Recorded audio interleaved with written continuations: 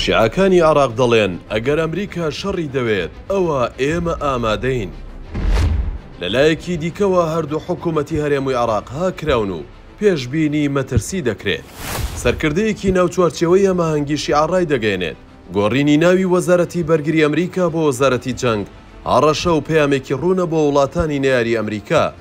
عودەی خدران سەرکردەی چوارچەوەی هەماهەنگی شیعەڕای گەیاند گۆڕینی ناوی ئەو وەزارەتە پەیامێکە بۆ نەیارەکانی ئەمریکا لەوانە ئێران، چین و رووسیا، بەڵام ئەمریکا هیچ نیازێکی نییە لەگەڵ ئەو وڵاتانە بچێتە جەنگەوە.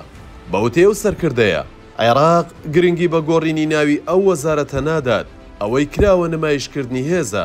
بەرەی مقاومەش ئامادەیە بۆ ڕوبەڕووبوونەوەی ئەمریکا ئەگەر بیەوێت جەنگەکە بێنێتە نێو خاکی عێراقەوە.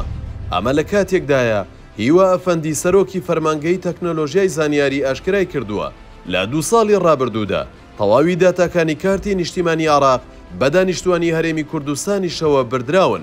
بەوتێ ئەفەندی تەواوی داتاکان لەلایەن گروپێکی دەرەکیەوە بردراون و دوور نییە لە ئایندەیەکی نزیکدا لە دژی حکوومەتی عێراق یان هەرێم بەکار بهێنرێن.